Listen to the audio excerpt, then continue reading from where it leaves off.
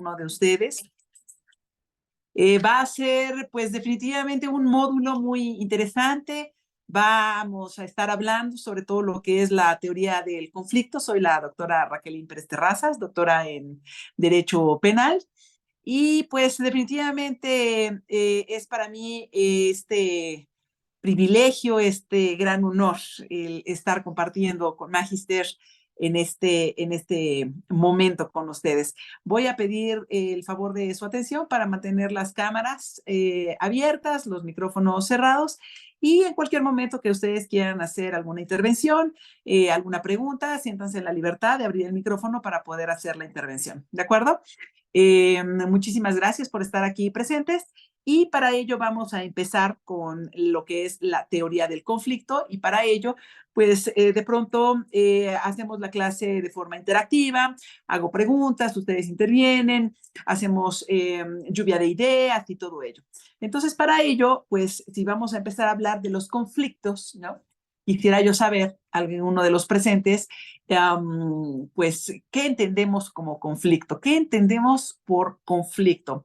Alguien que quiera compartir alguna idea, ¿qué será un conflicto? Vamos a empezar precisamente, ¿no?, con esto, teoría del conflicto. ¿Qué es un conflicto entonces? Pregunta. Adelante, alguien que quiera intervenir o que quiera participar. ¿Qué es un conflicto? Pregunta.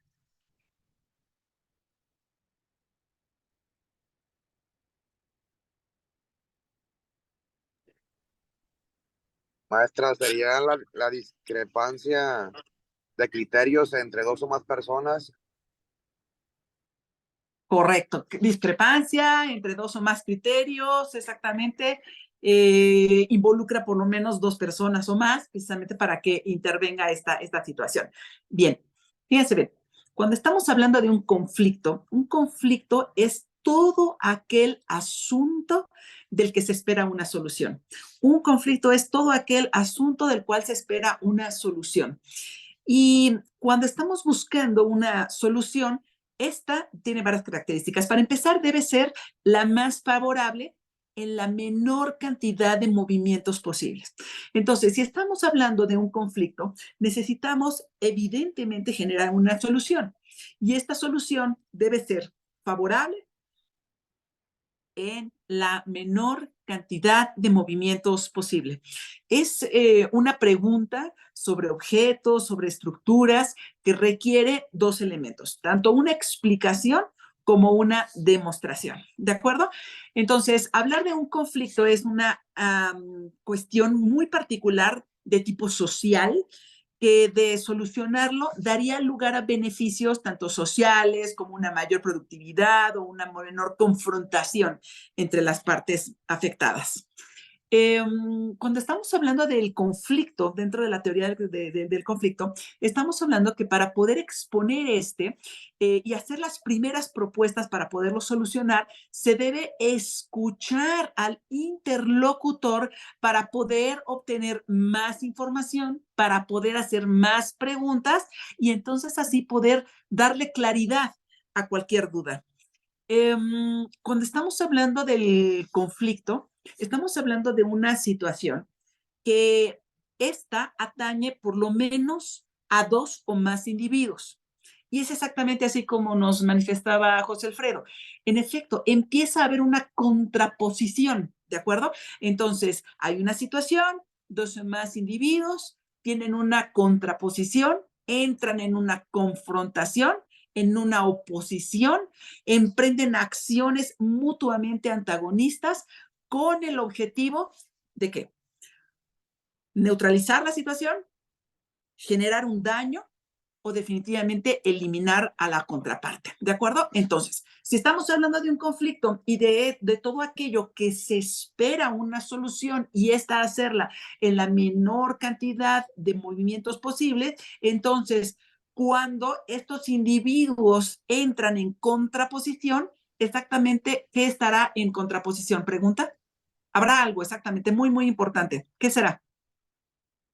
Dos o más individuos entran en contraposición, en confrontación, en oposición y empiezan a generar una serie de acciones. Ok, ¿qué se contrapone? ¿Preguntas? ¿Qué será?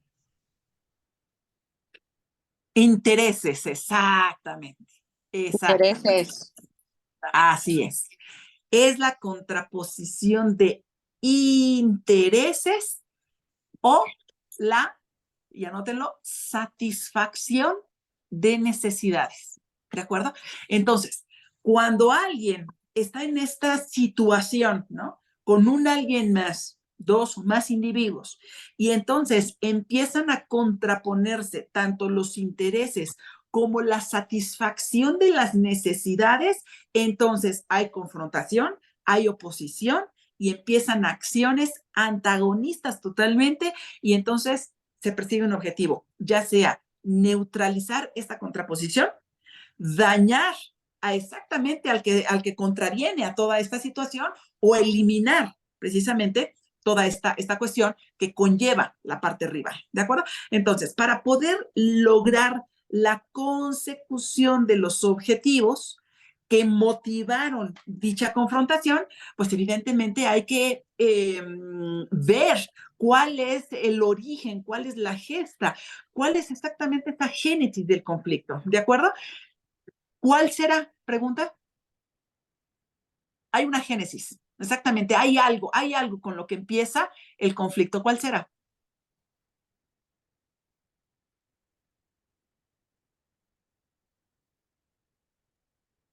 ¿Sería el planteamiento del problema, maestra, o los intereses a dirimir en dicho conflicto? Problema, intereses. Luis Enrique había abierto el micrófono, adelante. Sí, buenas noches, doctora. Yo considero que son los deseos de cada individuo, ¿ah? De decir yo tengo la razón o esto es mío, tú te equivocaste. Es lo que yo creo. También Ok. pueden ser las necesidades. Tanto intereses como necesidades es lo que va a generar la contraposición. La génesis, el origen del conflicto empieza con una, y lo anotan exactamente, emoción desbordada. ¿Ok? Fíjense bien. Cuando estamos hablando de las emociones, voy a retomar a los clásicos, ¿ok? Entonces, hablar de emociones, estamos hablando de algo que se llama el emotere, ¿de acuerdo? El emotere precisamente es E de emoción, motere por movimiento. El emotere es la emoción que pone en movimiento al sujeto. Y dependiendo del tipo de emoción que tenga el individuo, es el tipo de movimiento que evidentemente va a generar una acción, va a materializar el hecho, va precisamente a generar el despliegue de la conducta. Entonces, el origen está ¿en qué? En una emoción, en un emotere, en una emoción que pone en motere, que pone en movimiento, y cuando ésta se desborda, cuando ésta se exacerba, entonces exactamente es donde empieza el verdadero conflicto, ¿no? Y entonces es ahí donde contravienen intereses y necesidades, ¿de acuerdo? Bien, entonces, retomo a los clásicos como les comentaba. Entonces, ¿cuáles son las emociones básicas? Hay varios autores que hablan sobre las emociones y todo ello, que emociones secundarias, que emociones primarias, que está exactamente también, ¿no? Este otro autor, Plutchnik, que nos habla del abanico de las emociones y todo ello. Vámonos precisamente con los clásicos y ellos hablan únicamente de 4 emociones, ¿de acuerdo? Hay otros que dicen, ¿no? Que al estar sumando estas emociones, entonces se generan otras emociones. Vamos a quedarnos con 4. Alegría, tristeza, enojo y miedo. ¿De acuerdo? Bien. Entonces, teniendo como base a estas emociones, ¿no? Que van a generar un movimiento, a cada una de ellas le corresponde una emoción exacerbada, una emoción desbordada, ¿de acuerdo? Entonces, si tenemos la alegría, ¿cuál será su manifestación desbordada? Pregunta. A la alegría, ¿qué le corresponde en su forma exacerbada, en su forma desbordada? La euforia. Es correcto. A la alegría le corresponde la euforia. Ok. Tristeza.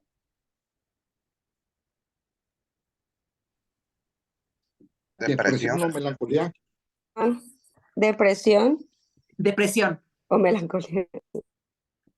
A la tristeza le corresponde la forma, ¿no? Exacerbada, desbordada de depresión, ¿ok? Enojo, pregunta. Ira, ¿no? Es correcto, ira. Y miedo, Pánico. ¿Fobia? pánico. Correcto. Bien, entonces tenemos pánico. Tenemos entonces las emociones, ¿no? Este motere que va a poner en movimiento al sujeto es alegría, tristeza, enojo y miedo. Cuando estamos hablando de las emociones, estamos hablando que el sujeto está en un proceso consciente. Cuando hablo del proceso consciente, anotamos, estamos hablando que el individuo sabe lo que quiere, lo que hace, lo que piensa y lo que siente. ¿De acuerdo? Cuando estamos en un proceso de conciencia por una emoción que nos va a generar un motere, un movimiento, estamos hablando que el sujeto sabe lo que quiere, lo que hace, lo que piensa y lo que siente.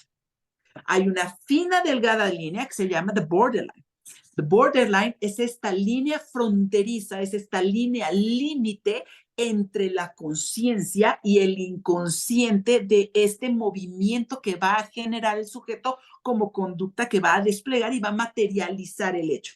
Entonces, a la alegría, tristeza, enojo y miedo, tenemos entonces procesos cognitivos superiores que están en función, que están operando. ¿Por qué? Porque el sujeto está en conciencia. Cuando se rebasa esta línea, fina, delgada línea, que se llama the borderline, entonces tenemos la manifestación exacerbada de las emociones. Cuando el sujeto se encuentra en este estadio exacerbado, que es euforia, depresión, ira, pánico, no hay procesos cognitivos superiores en función. ¿De acuerdo? Se minimizan. Entonces, el sujeto, si está en este lado consciente de lo que sabe hacer, del querer, del pensar y del sentir, entonces estamos hablando de una emoción, ¿de acuerdo? Si el sujeto se desborda, se exacerba, no hay procesos cognitivos superiores en función. Entonces, la génesis de todo conflicto tiene ese origen en donde en la emoción desbordada. ¿Por qué? Porque están en oposición intereses y necesidades básicas. El sujeto se desborda en la emoción y no hay proceso cognitivo superior alguno en función. ¿Cuáles son los procesos cognitivos superiores? Anotamos. Y vamos a ir estudiando cada uno de ellos para poder entender entonces en qué momento, ¿no? Vamos a ver la teoría del conflicto, cómo nos va pautando cada una de estos niveles, cada uno de estos niveles que se van exactamente constituyendo en una escalada conflictual. ¿De acuerdo? Bien. Entonces, ¿cuáles son los procesos cognitivos superiores? Anotamos análisis, síntesis, deducción, inducción, inferencia, correlación y correspondencia. ¿De acuerdo? Lo repito, son análisis, síntesis, deducción, inducción, correlación, inferencia y correspondencia. Vamos a ir desglosando y estudiando cada uno de ellos. Bien, entonces, si tengo como proceso cognitivo superior, para poder entonces estar en esta cuestión de un análisis, ¿qué se entiende por análisis? Pregunta. ¿Qué es el análisis?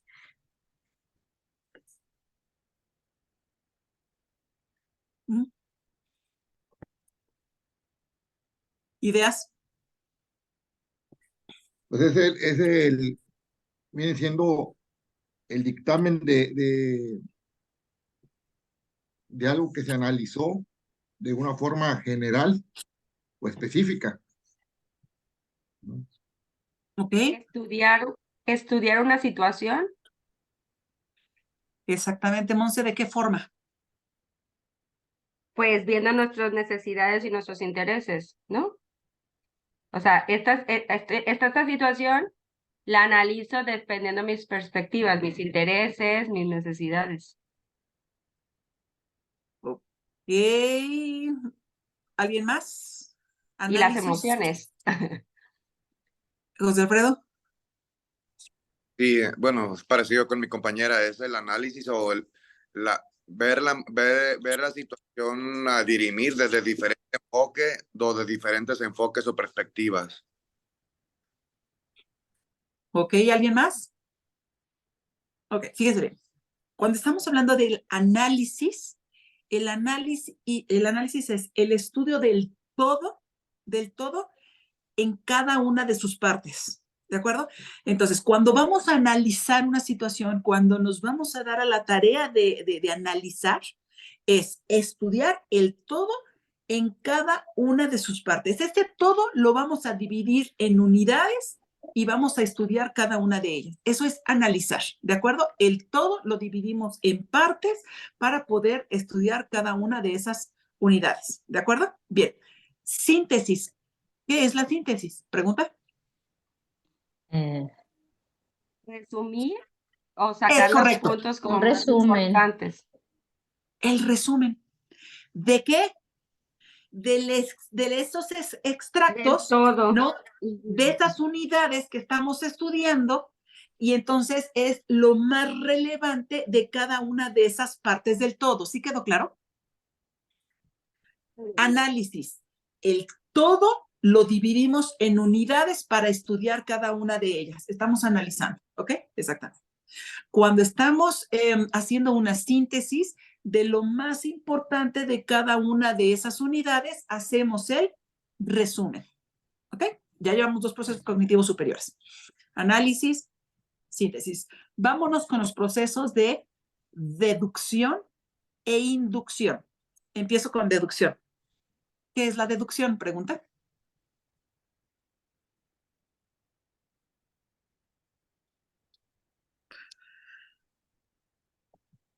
Proceso Ya cognitivo los superior de deducción. ¿Sí? Lo que se puede advertir. ¿De dónde para dónde? Ajá. de afuera hacia adentro. De afuera hacia adentro, ¿no? Deduces de así. Deducir es de dónde para dónde. Es que se corta. No hay conclusiones a partir de Deducción va de lo general a lo particular. Inducción De lo particular a lo de general. lo particular a lo general. Así es. ¿De acuerdo? Muy bien. Entonces, cuando estamos hablando de los procesos cognitivos superiores de deducción e inducción, tenemos 2 elementos muy importantes que observar. Lo general y lo particular. Para un proceso cognitivo superior de deducción, vamos a ir de lo general a lo particular, deducimos. Y para poder hacer una inducción, exactamente este pensamiento inductivo, vamos de lo particular a lo general. ¿De acuerdo? Bien. Vámonos con el proceso cognitivo superior de inferencia. ¿Qué es la inferencia? Pregunta.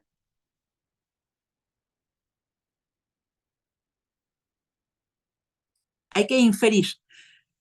¿Qué hay que Entender de hacer? qué se trata cierta cosa, Ajá.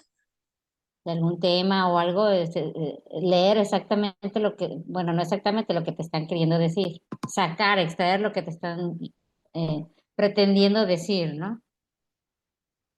Ok. José Alfredo nos dice que indagar. ¿Alguien más? Los interpreta el enunciado. Ok. ¿Cómo sacar Fíjense, conclusiones de la situación?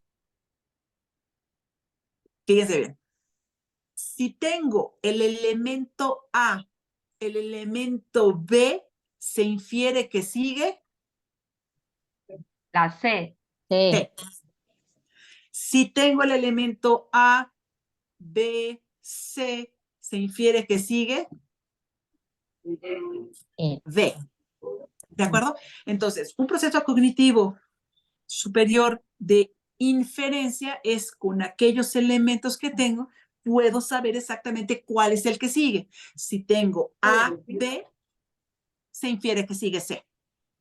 ¿De acuerdo? Ok. Ya tenemos inferencia. Correlación. ¿Qué será la correlación? Pregunta.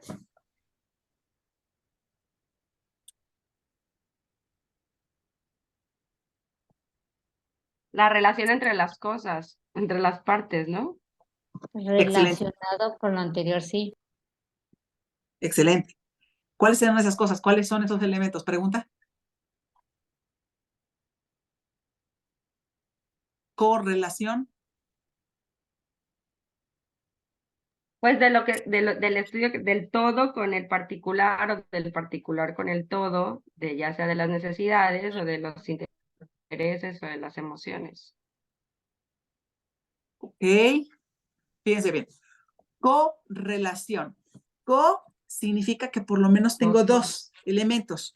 Relación. Entonces, una correlación es la relación que tiene el elemento A con B y la relación que tiene B con A. ¿Sí quedó claro? Correlación. La relación que hay entre dos elementos. Dos. Relación. ¿Qué relación tiene A con B, pero también qué relación tiene B con A? ¿De acuerdo? Ese es el proceso cognitivo superior de correlación. Ahora vámonos con correspondencia. ¿Cuál sería el proceso de correspondencia? ¿Preguntas?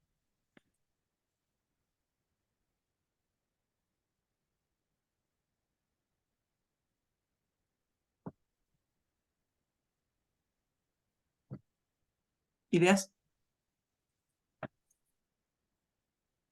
Sí, que entre A y B hay relación, ¿no? Que Ahí está la correlación. ¿Y la correspondencia?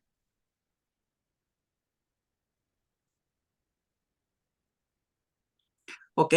Correspondencia. Otra vez tenemos... ¿El resultado de la correlación? Correlación, otra vez tenemos dos elementos. ¿Cuáles son? Hay una relación entre un grupo de ideas y el siguiente grupo de ideas. Esa es la correspondencia, ¿de acuerdo? Cuando hay una correspondencia, un grupo de ideas responde al siguiente grupo de ideas. ¿Sí quedó claro? Ok, entonces, cuando estamos hablando de los procesos cognitivos superiores, estamos hablando del análisis. El todo se descompone en cada una de sus partes para estudiar cada una de las unidades. Síntesis, hacer el resumen de esos elementos clave, ¿de acuerdo? De lo más importante. Proceso de deducción e inducción, de lo general a lo particular, de lo particular a lo general. Cuando estamos hablando de una inferencia, tenemos el elemento A, se infiere que si tenemos A y B, se infiere que sigue C y así sucesivamente. Si tenemos el proceso de correlación, la relación que guarda el elemento A con el elemento B y asimismo la relación que guarda el elemento B con el elemento A. Y correspondencia, cómo responde este grupo de ideas con el siguiente grupo de ideas. Podríamos ponerlo como un ejemplo. En un párrafo, exactamente un párrafo sería un grupo de ideas. Punto y aparte, sigue otro párrafo. Ese es otro grupo de ideas, ¿de acuerdo? Entonces, una correspondencia es cómo responde este grupo de ideas y exactamente la relación que guarda con el siguiente grupo de ideas. Bien, esos son los procesos cognitivos superiores. Están estos en función consciente cuando el sujeto se encuentra en una emoción, alegría, tristeza, enojo y miedo. Cuando rebasa la línea fronteriza entre el proceso consciente y este se desborda a un estadio eufórico, depresivo, de pánico o iracundo, no hay procesos cognitivos superiores en función. ¿De acuerdo? Porque la emoción se encuentra desbordada, la emoción se encuentra en un estadio exacerbado. Y entonces ahí podemos encontrar la génesis, precisamente donde empieza el conflicto, donde empieza exactamente la contraposición de intereses y de necesidades básicas, donde hay situaciones y cuestiones donde de inicio pudieran ser aparentemente simples y sin problema, con consecuencias dolosas, ¿no? Con consecuencias de cierta magnitud para cada una de las partes, hasta situaciones complejas, peligrosas o inclusive violentas, ¿de acuerdo?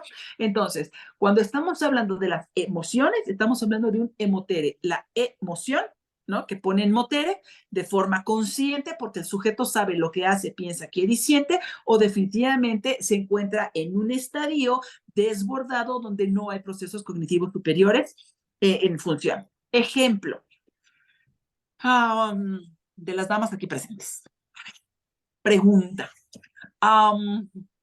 De pronto cuando la pareja esperada, la pareja deseada para poder construir un proyecto de vida, ¿no? Y en esta ilusión, ¿no? De en algún momento formalizar la relación. Llega él y de pronto, ¿no? Con el anillo de compromiso, lo presenta y hace la pregunta. ¿Te quieres casar conmigo? ¿Qué te contesta? Pregunta.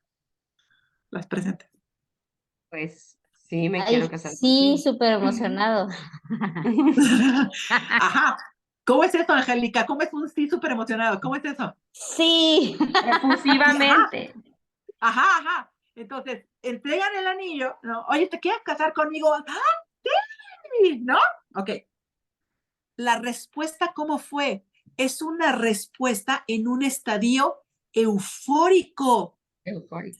no exactamente en una emoción consciente de lo que se sabe, de lo que se quiere, de lo que se quiere, de lo que se siente y de lo que se piensa. Entonces, Es una aquellas emoción desbordada. es correcto. Entonces, Monse, quien contesta desde una emoción desbordada no tiene procesos cognitivos superiores en función en ese momento y después a la larga y a los años dicen, ¿en qué momento le dije que sí? ¿En qué momento acepté casarme con él? Te presento tu momento eufórico. Le contestaste desde la euforia, no desde la alegría. ¿Esto qué quiere decir? Tu respuesta obedeció ¿a qué? A no estar en un proceso cognitivo superior en funciones. ¿De acuerdo? Entonces, ojo, el origen de los conflictos, ¿dónde empieza? Con las emociones desbordadas. Ok, ese es el de la euforia. Vamos a ver exactamente un ejemplo de una emoción desbordada desde el estadio de la ira. Bien, cuando una persona está enojada, sabe lo que hace, quiere, siente y piensa. Ojo, ay, te insulté, te agredí, te humillé, discúlpame. No sabía lo que estaba haciendo. Error y mentira. Estaba perfectamente consciente de qué, de lo que quiere, hace, siente, piensa. Cuando el sujeto desborda, rebasa esta fina delgada línea de borderline. Y entonces el sujeto ya se encuentra en el estadio iracundo. Ojo, ahí es alerta. No hay procesos cognitivos superiores en acción y cualesquier objeto pudiera convertirse exactamente en un arma, en un instrumento precisamente con el cual puede atacar. Entonces, tenemos muchísimos casos, muchas situaciones donde los sujetos de pronto se desbordan y ya dejan de estar en un proceso consciente de enojo y entonces ahora despliegan un estadio iracundo y entonces de pronto están en una discusión, el sujeto ya se encuentra desbordado, no hay procesos cognitivos superiores en función en ese momento y entonces de pronto toma un cuchillo, toma cualquier objeto punzocortante y entonces empieza, ¿no? A empuñarlo y entonces de pronto tenemos personas que son apuñaladas en más de 20 ocasiones. Entonces, el sujeto apuñala a la persona en 27 ocasiones en la parte torácica, pues obviamente le priva de la vida. Si nosotros en ese momento le preguntamos al sujeto que materializó la acción, ¿no? Con este objeto punzocortante y todo eso, y entonces con 27 puñaladas, pues le priva de la vida al sujeto. Le preguntamos, ¿qué hiciste? ¿Qué nos va a contestar? Pregunta. Que no sabe. Es correcto. No No sé sé. qué hizo. No sé. No se acuerda. Inclusive el mismo sujeto, después de materializar, ¿no? La acción, ¿qué acabo de hacer? ¿Le creemos? Sí, ¿Por qué? porque está en una emoción desbordada donde no hay un proceso cognitivo que superior que pueda saber En cómo funciones. actuar. Es correcto. No hay procesos cognitivos superiores en función porque el sujeto se encuentra desbordado, se encuentra en un estadio exacerbado de esta emoción que no le permite estar en un estado consciente de lo que quiere, hace, siente y piensa. ¿De acuerdo? Sí. Dentro de mi currículum, ¿no? Soy criminal profiler, ¿no? Estoy entrenada tanto en los Estados Unidos de América como en la República de China, en Shanghai. Y esta cuestión precisamente de poder entender la mente criminal es precisamente donde, ojo, ¿qué acabo de hacer? No sé lo que hice. Ok, ya expliqué el proceso del consciente, del emotere y de la parte exactamente exacerbada, desbordada. Toma nota, la mente criminal no se inspira en la mañana, no se levanta y de pronto se pone creativo. No. Existe en el imaginario. Todo aquello que existe en el imaginario que se ha recreado como idea, sueño, fantasía, se materializa cuando se rebasa the borderline. ¿Quedó claro? ¿Ok? Entonces, el criminal, ¿no? ¿Cómo funciona? ¿Cómo opera? En un proceso consciente, por alegría, tristeza, enojo y miedo, sabe lo que hace, quiere, siente y piensa. Necesita de un estímulo lo suficientemente fuerte para poderlo desbordar y entonces procesos cognitivos superiores dejan de funcionar y entonces es así donde materializa ¿qué? Lo que había generado en el imaginario. ¿Sí quedó claro? No se despliegan conductas solo porque alguien se inspiró o por ocurrencia.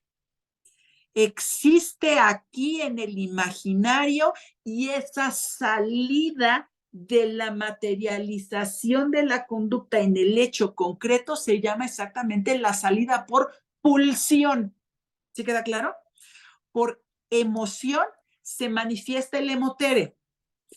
Por emoción desbordada, lo que se manifiesta, lo que da salida ante ese estímulo es la pulsión. Esto es, aquello que estaba en el inconsciente, en el mundo de las ideas, de los sueños, de las fantasías, exactamente es lo que cobra exactamente la forma material. ¿Ok? Bien. No me contesten las siguientes preguntas, por favor, no me contesten la siguiente pregunta. ¿Cómo matarían a una persona? No me contesten, por favor. Ni lo escriban, ni lo verbalicen. ¿Ok? No, ni abran micrófono. ¿Cómo matarían a una persona? ¿Ok? Listo. No me contesten, por favor. ¿Qué es lo que acabo de hacer? Okay. Acabo de llevarlos a un estado donde recrean en el imaginario un posible escenario, a lo mejor de pronto a un alguien, ¿no? Y entonces, ¿de qué me allegaría? ¿Qué haría? ¿Cómo lo haría? Una serie de cuestiones, ¿no? Que empezaron precisamente a indagar en el mundo de las ideas, de la fantasía, del sueño. Ok, ¿qué es lo que va a suceder? En un estímulo lo suficientemente fuerte que logre generar exactamente este paso del estado del emotere hacia el desbordamiento, seguramente van a materializar lo que empezaron a recrear en el imaginario. ¿Sí quedó claro? Ok, bien. Entonces, cuando estamos hablando de esta emoción, ¿no? Del enojo, concretamente, tome nota, en el objeto se deposita la intención que se tiene para con el sujeto. En el objeto se va a depositar la intención que se tiene para con el sujeto. Esto es, si por ejemplo una persona está en una discusión acalorada y aún está exactamente en el hemotere, ¿no? Por enojo, ¿cuál va a ser su movimiento? Normalmente cuando las personas están enojadas, empiezan a cerrar, ¿no? Las manos y entonces, o sea, están aquí los puños, ¿no? Los puños cerrados. De la misma forma que empiezan a contraerse las manos para poder entonces estar con los puños cerrados, de la misma forma, tanto extremidades superiores como extremidades inferiores generan el mismo efecto, ¿de acuerdo? Entonces, ¿cómo puedo darme cuenta de una persona que está en esta cuestión, ¿no? De estar enojado y todo eso? Ya vimos exactamente, manos. ¿Cómo lo puedo ver? En el calzado, en la calceta, en el calcetín, en la malla, en la media. Cuando empieza a hacerse, ¿no? Este desgaste de la calceta en la parte, ¿no? De enfrente del pulgar, ¿esto de qué me está hablando? Que el sujeto constantemente, así como está cerrando los puños, de la misma forma está haciendo lo mismo con los pies. Y entonces empieza a haber desgaste de la calceta. O inclusive, ¿qué es lo que hacemos precisamente en revisiones en aeropuertos y todo ello? Cuando pedimos que la gente se descalce, no descalzamos a la gente para ver si hay doble fondo en la suela y todo eso. Es para hacer precisamente la correlación, ¿no? Recuerden exactamente la relación que existe de un elemento A con B y B con A. Si hay algún tipo de alerta por conductas agresivas, peligrosas, o hay algo que se necesita, pues obviamente perfilar sobre la conducta del sujeto y en qué momento podría generar un conflicto. Entonces, ¿por qué se revisan los zapatos? Precisamente para ver, uno, el tipo de desgaste de la suela, ¿ok? Leemos a las personas de pies a cabeza. El desgaste de la suela, ¿por qué el desgaste de la suela? Cuando el desgaste de la suela se genera de la parte media hacia el frente, hacia la punta, estamos hablando de conductas agresivas. Cuando el desgaste de la suela va desde la mitad hacia atrás, hacia el talón, estamos hablando de frustración, ¿de acuerdo? De la mitad hacia el frente es agresión, de la mitad hacia atrás es frustración. Desgaste en el arco, en la parte interior, precisamente, o sea, lo que queda aquí al interior. Esto me está hablando de las conductas de tipo sexual, ¿de acuerdo? Entonces, de la mitad hacia enfrente, agresión, de la mitad hacia atrás, frustración, en el arco, sexualidad. Bien, si yo entonces encuentro una suela de zapato con un desgaste de la parte interior del arco hacia enfrente, ¿qué patrón de conducta me está dando? Pregunta. Sexual. ¿Es agresivo hacia el frente? Agresor sexual. Si encuentro el desgaste de la suela del arco hacia atrás, ¿qué tengo? Agresión, bueno, no es agresión sexual, sino es sexual, pero frustración. Frustración sexual. ¿De acuerdo? ¿Cómo puedo hacer una correlación? A la hora de revisar el calzado al interior, ¿no? Y lo que es la plantilla, meto mano y todo eso, y alcanzo a palpar que hay desgaste precisamente donde descansa el dedo pulgar del pie. Entonces, ¿de qué me está hablando? Que el sujeto de forma reiterada se está enojando. Recuerden exactamente, así como cerramos los puños, exactamente pasa lo mismo con extremidades inferiores. Entonces, ¿esto de qué me está hablando? De una persona, pues evidentemente que puede generar conflictos, de una persona que en cualquier interacción puede generar una situación, una cuestión, desde un ángulo, ¿no? Aparentemente simple, sin mayor tema, a una consecuencia compleja, peligrosa y violenta. ¿De acuerdo? Donde también nos podemos dar cuenta, precisamente en el historial clínico dental. ¿Esto por qué es? Porque el enojo se deposita en 3 lugares. En los maxilares, ya explicamos, en manos y en pies. ¿De acuerdo? Entonces, cuando una persona de forma reiterada se enoja y se enoja, ¿qué es lo que hace? Lo que se conoce, ¿no? Como rechinar muelas, ¿no? Aprieta la mandíbula, aprieta la mandíbula. ¿Esto qué va generando? Desgaste en el esmalte de las piezas dentales. Al haber desgaste en el esmalte de las piezas dentales, entonces, ¿qué generamos? Caries. Mientras más presión, mientras más desgaste haya, entonces, acorde al historial clínico o precisamente con ver las piezas dentales de una persona, podemos darnos cuenta precisamente hasta el punto, el nivel de exacerbación que tiene precisamente en un estadio inclusive iracundo. ¿Por qué? Porque si tenemos piezas fracturadas, ¿no? Imagínense la fuerza que genera o inclusive la pérdida de algunas piezas, ¿de acuerdo? Entonces, es importante observar, ¿no?, a las personas para saber exactamente el tipo de conflicto al que nos estamos enfrentando. Bien, hay otra parte precisamente que se llama FACS, que es Facial Action Coding System, que es un sistema de codificación de unidades faciales. Esto es, el rostro se divide en dos hemisferios, hemisferio derecho, hemisferio izquierdo, cada uno de ellos tiene 22 puntos de acción. Entonces, lo que leemos prácticamente son 44 puntos para poder entonces saber cuál es el tipo de conducta que el sujeto pues manifiesta y entonces también de lo que es capaz. Cuando estamos hablando del enojo en particular, hay un pliegue en el cual hay que poner especial atención. ¿Y este pliegue cuál es? Es una arruga, prácticamente. Un pliegue es una arruga. Entonces, este es el que se ve exactamente aquí arriba de la nariz, entre las cejas, y está marcado de forma horizontal. ¿De acuerdo? Esta es la línea de la ira. Entonces, si tenemos todos estos elementos, y obviamente, ¿no? Para poder tener toda esta cuestión necesitamos por lo menos 3 indicios, ¿de acuerdo? No así de, ya tiene la línea y entonces cuidado. Ok, necesitamos por lo menos 3 indicios, es lo óptimo.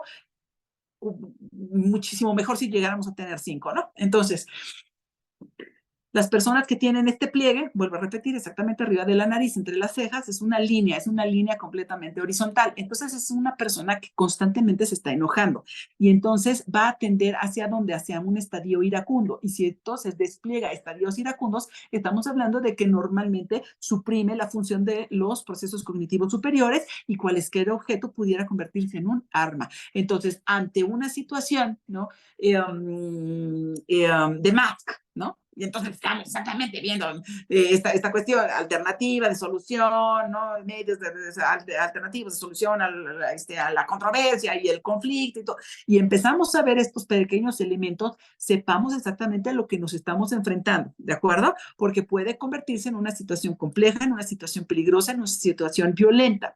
Entonces, vuelvo a repetir, aquello que se deposita, ¿no?, en el objeto es la intención que se tiene para con el sujeto. En la discusión, ¿no?, de pronto la persona azota la puerta, avienta un libro, da un puñetazo en la mesa, ¿no? ¿Qué quiere decir? Insisto, la intención que se tiene para con el sujeto, primero, precisamente se deposita en el objeto. Ese golpe en la mesa, ese puñetazo en la puerta, ese aventar el lápiz, la goma, el libro, una taza, la cazuela. La intención precisamente está para con el sujeto, pero el sujeto aún se encuentra en un emotere porque sabe lo que quiere, hace, siente y piensa. Entonces, exactamente, en esta cuestión, ¿no?, de lo que les digo, en esta representación, ¿no?, abstracta, en el imaginario, empieza a tomar forma y se deposita primero en el objeto porque la intención realmente va contra el sujeto.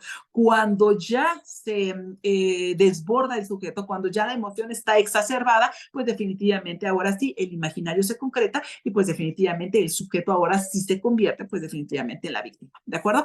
¿Dudas, preguntas? ¿Vamos bien? ¿Listo? Ok, bien. Entonces, ya tenemos los ejemplos de euforia, tenemos los ejemplos de un estadio iracundo. Vámonos con el de depresión, ¿ok? Bien. Es muy importante para poder hablar de depresión de tener un diagnóstico franco-clínico. ¿Esto qué quiere decir? Pues obviamente por un profesional de la conducta, ¿no? Entonces, este es el único que puede determinar por criterios clínicos y por criterios diagnósticos todos aquellos elementos eh, imperantes, ¿no?, para poder determinar, ¿no?, una depresión. Bien, entonces, el cerebro prácticamente se termina creyendo todo aquello que se repite con frecuencia. Ay, te ves muy deprimido. Ay, el día de hoy amanecí deprimida, ¿no? O sea, en lo que se va repitiendo constantemente, el cerebro, vuelvo a insistir, exactamente se lo termina creyendo, ¿no? Esta cuestión de la depresión es muy importante tenerla en cuenta cuando estamos hablando precisamente de la teoría del conflicto. ¿Por qué? Una cosa es estar triste, ¿no? Que es un estado, ¿no? De ese emotere, de esa emoción que va a poner en movimiento al sujeto. ¿De qué forma? Cuando una persona está triste, normalmente la parte distal de la boca, exactamente, la comisura va hacia abajo, ¿ok? Va hacia abajo. Ya cuando estamos hablando de una amargura, entonces ahora es donde podemos definir o podemos percibir exactamente los pliegues, ¿no? Las arrugas que van desde la parte distal de la boca en estas comisuras y entonces aparecen unos pliegues que se marcan aquí hacia abajo, ¿de acuerdo? Entonces, una persona que se encuentra en tristeza, ¿no? En un estado de tristeza, la comisura va hacia abajo, ¿ok? En felicidad, alegría, optimismo, va hacia arriba, ¿de acuerdo? Ok, bien. Entonces, tristeza, la comisura de los labios hace una curvatura hacia abajo. Si la tristeza es profunda, ya teniendo una connotación de amargura, entonces el pliegue se hace hacia abajo. Ok, bien. Entonces, cuando la persona se encuentra triste, podemos tener esos elementos, ¿no? Pero si se desborda o ya la emoción está exacerbada y estamos hablando de una depresión, ahí me voy con Código Nacional de Procedimientos Penales y exactamente tenemos una figura típica, ¿no? La inducción al suicidio. Bien, fíjense bien. Si una persona de pronto dice, ya no tengo ganas de vivir, la vida definitivamente es terrible, tengo tantos conflictos, no encuentro la solución, y está precisamente la persona, ¿no? Con toda esta serie de ideas y todo ello, ¿no? Y entonces concreta y define, ya no vale la pena vivir, me voy a matar, ¿no? Y alguien le contesta, mátate, ¿qué va a hacer el sujeto? Pregunta. Te va a matar. Se mata. Exacto.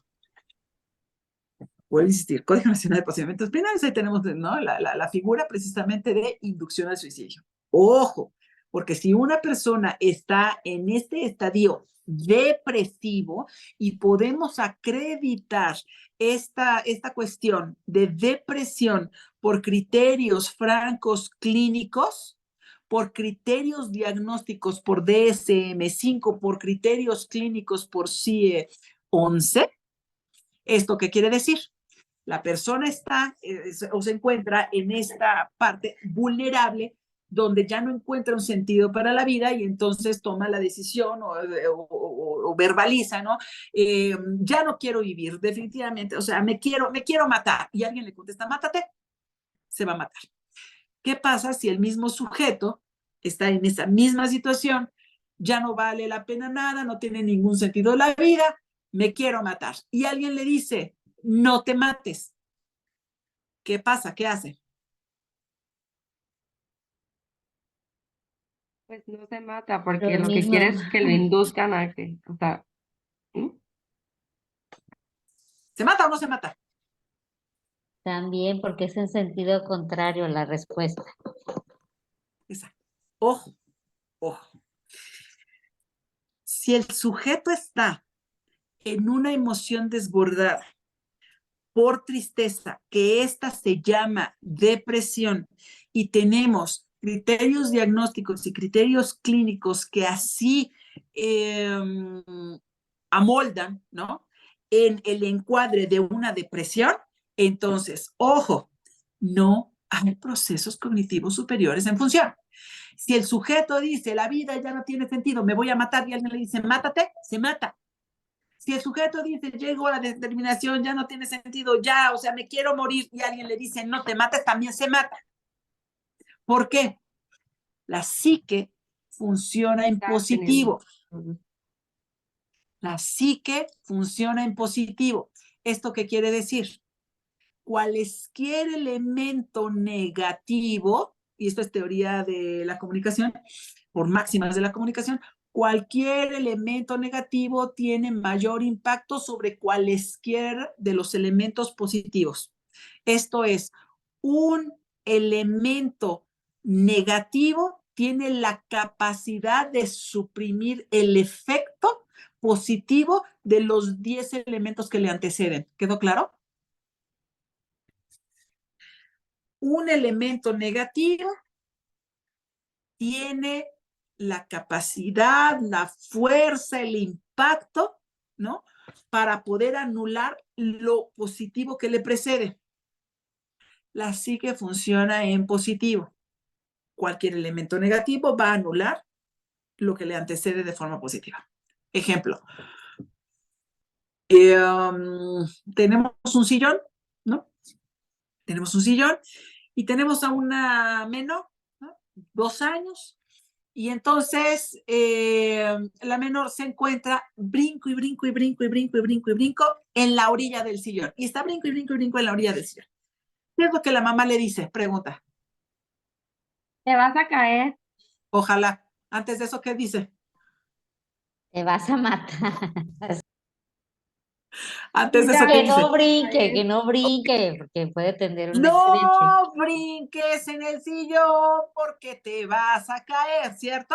Entonces, la niña está brinco y brinco y brinco y brinco en la orilla del sillón. Y entonces llega la mamá y le dice, no brinques en el sillón porque te vas a caer. ¿Y qué pasa? Brinca y se sigue brincando y se cae. Exactamente. Sigue brincando y se cae. ¿Por qué? La psique funciona en positivo, ¿ok?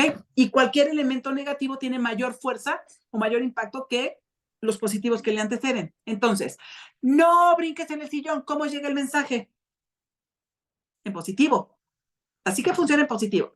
No brinques en el sillón. El mensaje está llegando, brinca en el sillón. Brinca en el Ok. sillón. Ajá. Pero de pronto la psique identifica que hay un elemento negativo. Hay un no. Entonces, el no necesita anular la acción. No brinques en el sillón. Llega el mensaje en positivo, brinca en el sillón. Ah, pero hay un elemento negativo, entonces debo dejar de estar haciendo la acción que estoy desplegando. Entonces, ya se cayó. De aquí a que procesa todo eso, ya está en el piso. Llega la mamá y ¿qué hace? ¡Paz! Le planta una nalgada, la jalonea. Te lo dije. Te lo dije. Pues claro que te lo dijiste. No brincas en el sillón y entonces la psique funciona en positivo, necesita negar la acción porque hay un elemento negativo que va a tener mayor impacto que lo positivo y entonces tiene que parar esa acción, pero de aquí a que se procesa todo esto, siguió la instrucción, porque te vas a caer, pues yo te obedecí y estoy en el piso y me caí. ¿Sí quedó claro?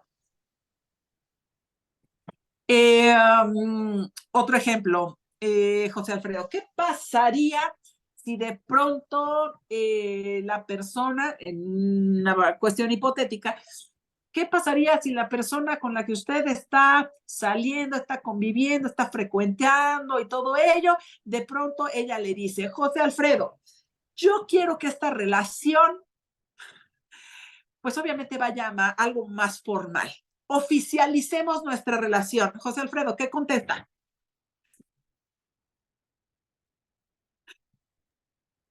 Pues intentarlo, dependiendo del tiempo, modo y lugar, o dependiendo de las circunstancias, dependiendo de las causas de tiempo, modo y lugar, si se cree que es lo idóneo o quisiera formalizar y se ven aspectos positivos, pues formalizarlo, intentarlo, y si se ven aspectos negativos, no responder positivamente, sino neutral o en un futuro veremos o demás.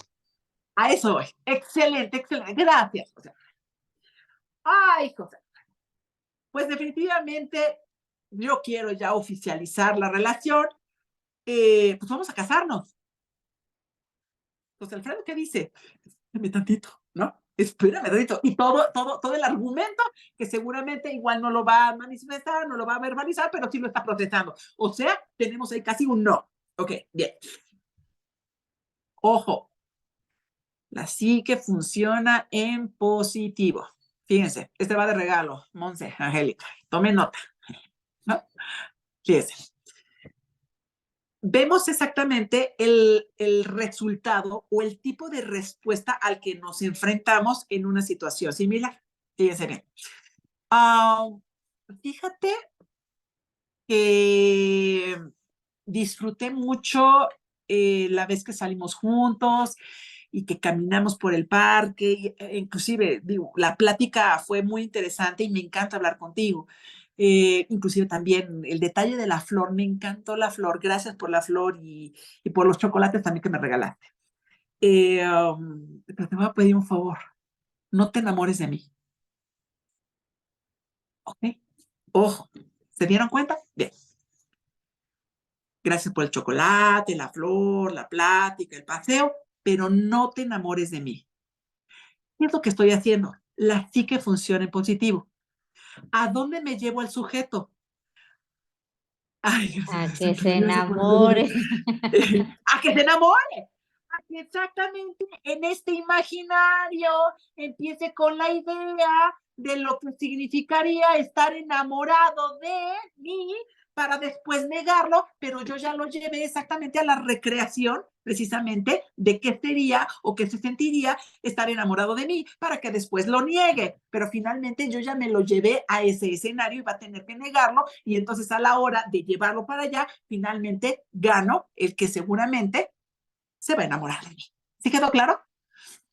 Mucho ojo con lo que decimos, cómo lo decimos, la forma en que lo decimos, porque la fuerza del no es exactamente una de las armas más poderosas que se tienen en el discurso. Entonces, ¿qué pasaría, no? Si estamos en mediación, estamos exactamente queriendo neutralizar, contener y todo eso, alguna de las partes, ambas partes, en esta cuestión de una situación que pudiera tener una consecuencia más compleja, y a alguien de ustedes se le ocurre decirle, no, espere, señor, espere, caballero, no se enoje. ¿A dónde estamos exactamente llevando al sujeto? A un estadio de pleno enojo. ¿Por qué? Porque la psique funciona en positivo. Oiga, señor, no se enoje. Señora, no le grite. Entonces, imagínense lo que van a tener ahí, y lo están gestando precisamente. ¿Qué dijimos? El conflicto empieza con una emoción desbordada. Entonces, señor, no le grite. Señora, ya no manotee. A ver, señor, usted no, usted... El no genera algo que se llama la iatrogenia. ¿Qué es la iatrogenia? Es el resultado opuesto al esperado.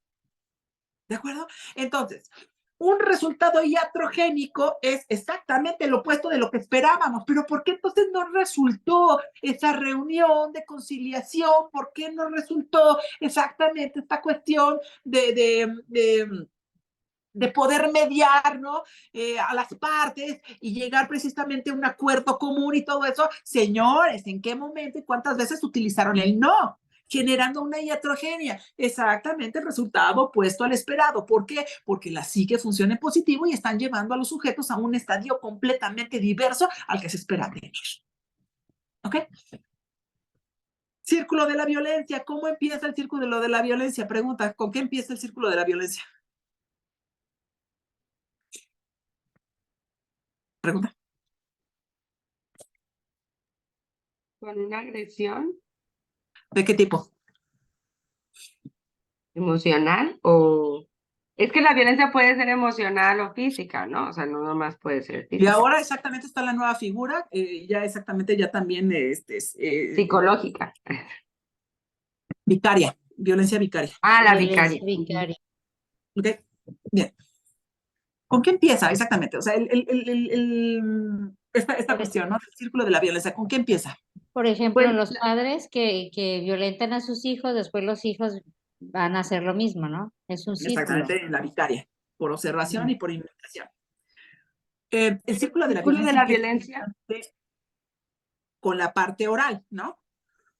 La grosería, la humillación, ¿no? El grito, ¿de acuerdo? Ok. La persona violentada, que suele contestarle o que suele pedirle al agresor. en esta primera fase? No me Gritos, grites. humillaciones, groserías. ¿Qué dice la No víctima? me grites, no me hables así, no me golpees, no me Ah, humilles. Y entonces propicias que lo siga haciendo. exacto. Y se genera el conflicto en una escalada que puede llegar precisamente a una fase irreversible, que es precisamente la parte más álgida, que es la crisis, cuando ya pues obviamente hay una agresión directa, violencia, y ya no hay forma de regresar a la fase anterior. Entonces, si el círculo de la violencia empieza con la grosería, con la humillación, con el grito, y entonces la víctima, no me grites, no me humilles, no me trates así, no me hables así, está generando y fomentando exactamente ese trato. ¿Por qué? Porque la psique funciona en positivo y entonces generamos exactamente una iatrogenia. ¿De acuerdo? ¿Cuál sería Ok. la ¿Qué forma pasa si en este correcta? momento, dígame usted, ¿Cuál sería la forma correcta? Deja de hacer esto, no me gusta en que me positivo, digas así. en positivo, deja de gritarme, deja de humillarme, ¿de acuerdo? En positivo, el mensaje llega directo, ¿ok? Um, sigamos exactamente en esta parte del círculo de la violencia. Bien, ya tenemos exactamente las ofensas, gritos, humillación, grosería. ¿Qué sigue? Después de eso, ¿qué sigue? Pues los golpes, ¿no? La agresión, la violencia física. Los primeros contactos A físicos. las acciones, sí. Exactamente. La cachetada, el empujón, ¿no? El golpe. ¡Ah! ¿Qué dice la víctima? No me pegues. ¡No me pegues! ¡No me empujes!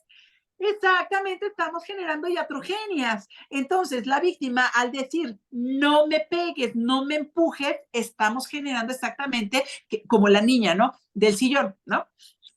No, no, no brinques en la orilla del sillón, no brinques en el sillón porque te vas a caer. Termina en el piso. Entonces, en este círculo de la violencia y con esto que estamos aprendiendo exactamente en el manejo, ¿no? de los conflictos, ser muy precavidos, ser realmente muy, muy cuidadosos con el no.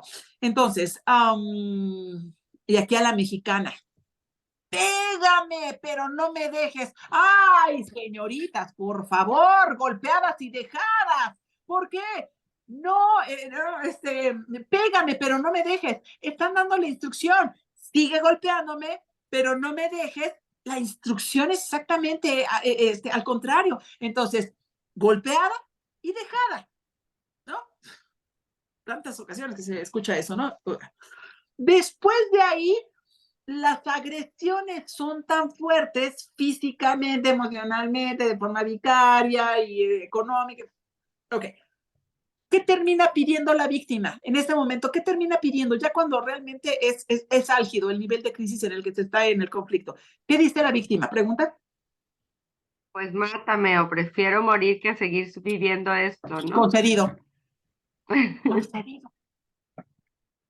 O ya no me pegues que me vas a matar y la termina matando. No me mates. Me estás golpeando. No me mates, no me mates. Concedido. ¿Sí quedó claro? Observamos exactamente cómo van esos círculos de la violencia, que inclusive también, ¿no? Está el violentómetro y todo eso, que va de verde y ojo, que ya va amarillo y ahora verde, amarillo, rojo, y entonces en qué momento te encuentras. Ojo, aquí exactamente la clave es en qué momento se está pidiendo, ¿no? Exactamente continuar con ese conflicto, con esa situación que está creciendo, se está desbordando y todo ello, y pues ya estamos analizando cómo nos lo pauta la teoría del conflicto y cómo se termina materializando exactamente la acción contrario sensu de lo que se estaba pidiendo. ¿Por qué? Porque hay una iatrogenia, un resultado opuesto al esperado precisamente por cómo funciona la psique y el efecto contrario que genera únicamente el no. O sea, esta parte, vuelvo a insistir, esta es teoría prácticamente de una de las máximas de la comunicación. Cualquier elemento negativo tiene mayor impacto que cualesquiera de los positivos. ¿Sí quedó claro? ¿Dudas, preguntas, ejemplos, situaciones, intervenciones, algo que quieran aportar?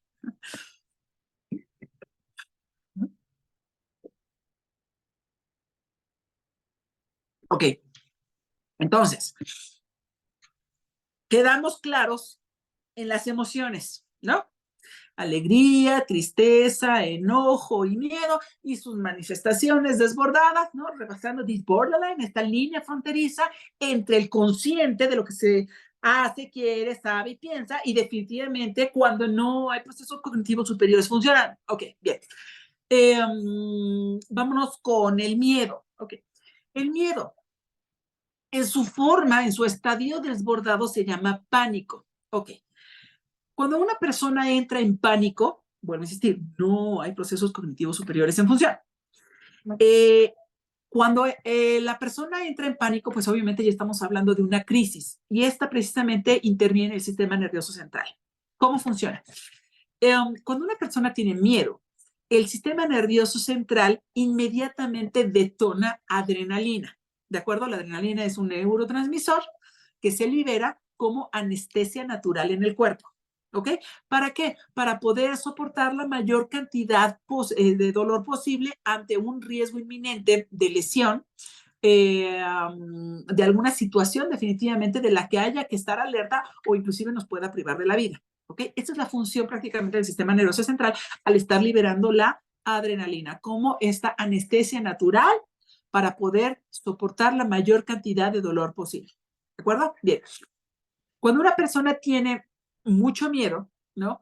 Empieza precisamente también esta cuestión de el riesgo inminente ante el estímulo que lo está generando, pero una vez que ya no está ese estímulo presente, ¿qué es lo que sucede? Pregunta, ¿qué le pasa al cuerpo? ¿Qué se siente en el cuerpo después de un evento que realmente ha generado mucho miedo? ¿Qué le pasa al cuerpo? ¿Qué se manifiesta? ¿Qué sentimos? Pregunta. Como físicamente como agotado, como desguanzado, como que le pasó algo encima, ¿no? Y empiezan también los espasmos. ¿Esto qué quiere decir? Tiemblan las rodillas, tiemblan las manos, tiembla hasta la mandíbula, o sea, tiembla el cuerpo. Ok. Eso que sienten es el efecto de la acetilcolina. Bien, sistema nervioso central de nueva cuenta genera un neurotransmisor, ¿no? Para poder llegar a la homeostasis, a este equilibrio prácticamente de todas las sustancias que tenemos en el cuerpo. Entonces, ante un riesgo inminente por un estímulo presente que nos puede poner en riesgo, nos puede lesionar, nos puede privar de la vida, inmediatamente el sistema nervioso central se prepara y entonces a nivel cerebro, este neurotransmisor se libera como anestesia natural, ¿no? La adrenalina para poder soportar la mayor cantidad de dolor posible. Bien, una vez que pasa ese estímulo, inmediatamente se libera acetilcolina. ¿Esto qué quiere decir? Cuando tenemos miedo, los niveles se van a un mínimo indispensable para poder tener el funcionamiento de los órganos vitales. Cuando cesa el estímulo de riesgo, inmediatamente llega la acetilcolina para subir todos los niveles precisamente del cuerpo. ¿Qué pasaría si se suprimen por miedo y de pronto dejáramos que el organismo tratara de recuperar de forma natural los niveles que se han suprimido precisamente para poder guardar la resistencia o función de cada uno de los órganos vitales? Pues obviamente morimos, ¿no? De aquí a que se restablece. Entonces, para eso es la función de este neurotransmisor, que es la acetilcolina, donde va a disparar absolutamente todos los niveles. Hay mucha gente que dice, es que después del asalto, después del susto y todo eso me diagnosticaron diabetes. Sí, pero pudiera ser un falso negativo, ¿de acuerdo? O un falso positivo. ¿Por qué? Porque se detonan otra vez exactamente los niveles altísimos de glucosa, pudiendo marcar exactamente un cuadro prediabético cuando definitivamente es únicamente la acetilcolina. Así quedó claro, por el riesgo inminente de la lesión o de ser privado de la vida. ¿De acuerdo? Entonces, ¿qué es lo que pasa? De forma súbita se elevan todos los niveles, ¿no? De los químicos, de las sustancias que tenemos en el organismo para poder recuperar la homeostasis y entonces exactamente en el proceso es donde tiembla todo, los espasmos. Bien. Cuando estamos en la parte de miedo, recordemos que estamos todavía en la emoción, el emotere, emoción que pone en motere, que pone en movimiento. Cuando se rebasa esta fina delgada línea de borderline, entonces el sujeto ya está en un estadio de pánico. En pánico no hay procesos cognitivos superiores y en el pánico, la misma palabra nos lo pauta, el sujeto se paraliza. Literalmente se paraliza. ya no puede ni gritar, no puede ni moverse y normalmente empieza a tomar una forma, una postura, una posición fetal para poder resistir la mayor cantidad de dolor posible, tratando de cubrir, ¿no? De forma física los órganos vitales. Asimismo, el cerebro se está preparando con cantidades, pues obviamente muy elevadas de adrenalina para poder soportar la mayor cantidad de dolor y la persona literalmente queda petrificada. No hay procesos cognitivos superiores. Muévete, párate, no hay análisis, no hay síntesis, no hay deducción, inducción, correlación, inferencia, correspondencia, no hay nada de eso. Porque lo único que el organismo está tratando de hacer es subsistir precisamente con el mínimo indispensable necesario para poder entonces todavía prevalecer con vida. ¿Sí queda claro? ¿Ok? La diferencia entre lo que es tener miedo y lo que es tener pánico. Ok. ¿Cómo puedo saber que una persona tiene miedo? Pregunta.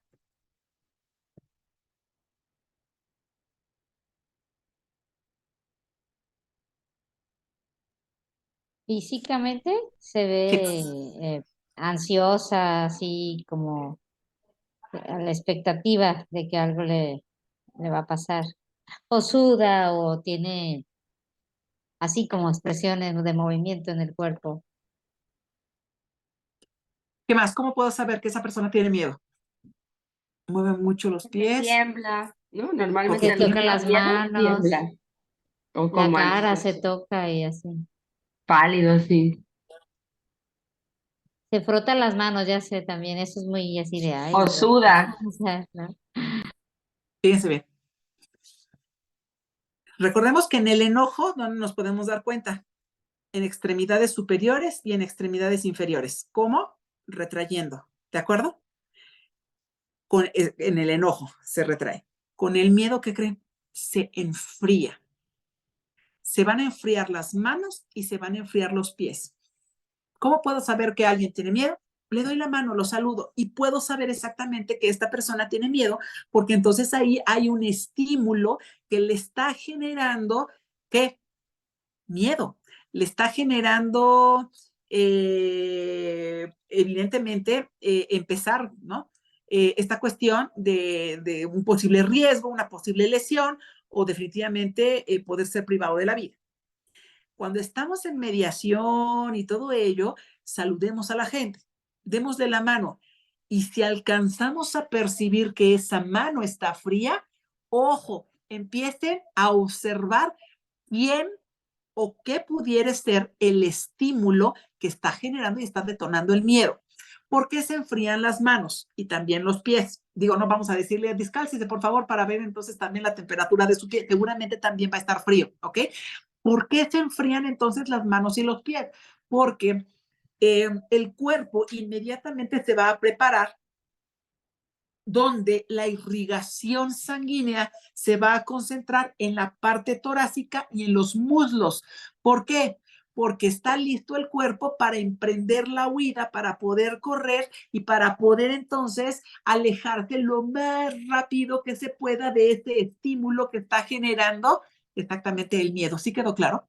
Por eso se enfrían las manos y por eso se enfrían los pies, porque toda la sangre se va a concentrar en la parte torácica. ¿Por qué? Porque se van a necesitar los pulmones, se va a necesitar fuerza en el estómago, se va a necesitar también del corazón, pero también de los muslos para poder correr lo más rápido que se pueda, precisamente en sentido opuesto al estímulo que está generando miedo. ¿Sí queda claro?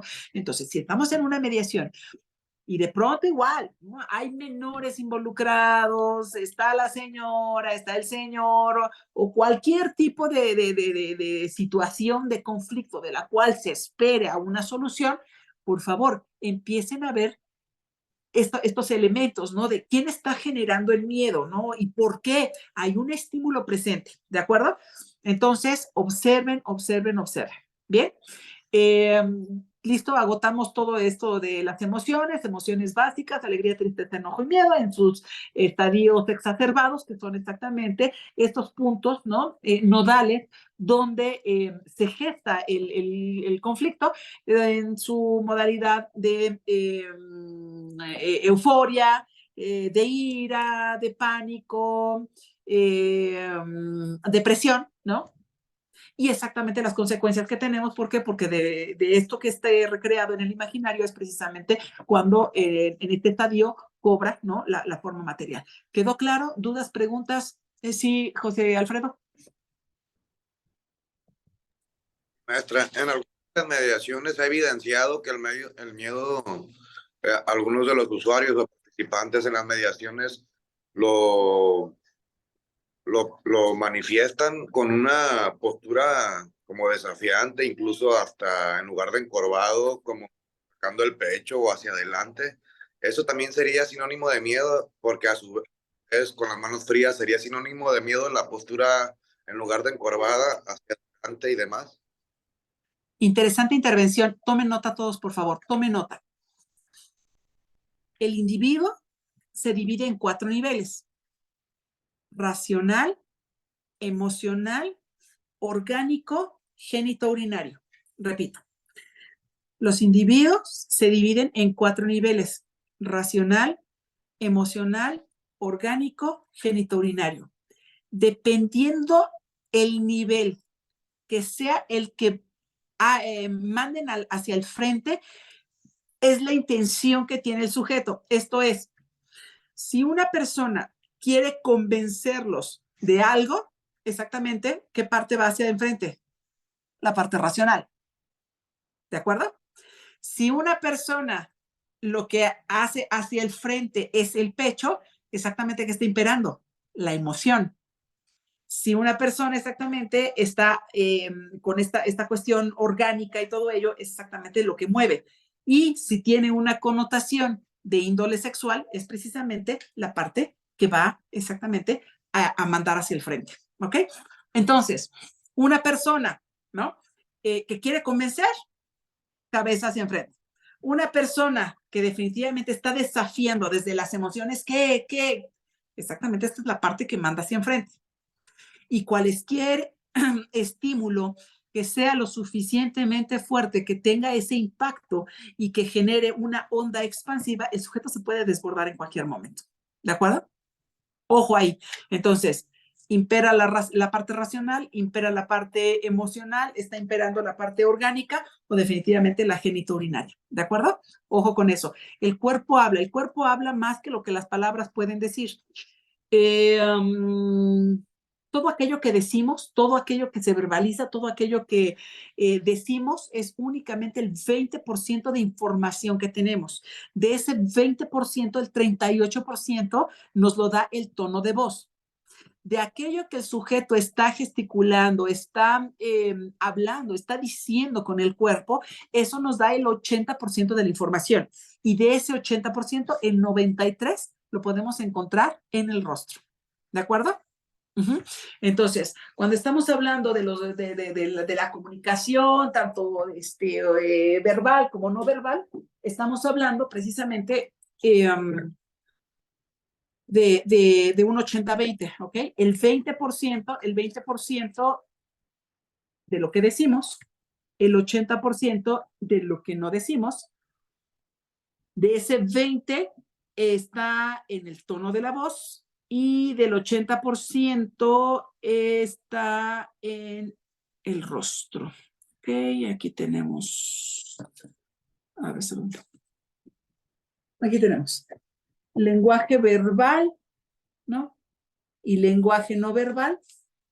El lenguaje verbal, ¿no? Aquí está.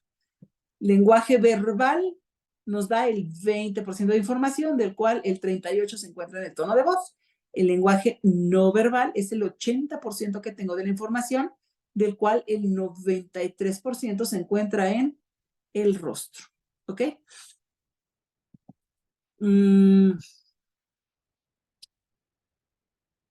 Okay. Es importante también en esta cuestión de estar escuchando, ¿no? En esta escucha activa.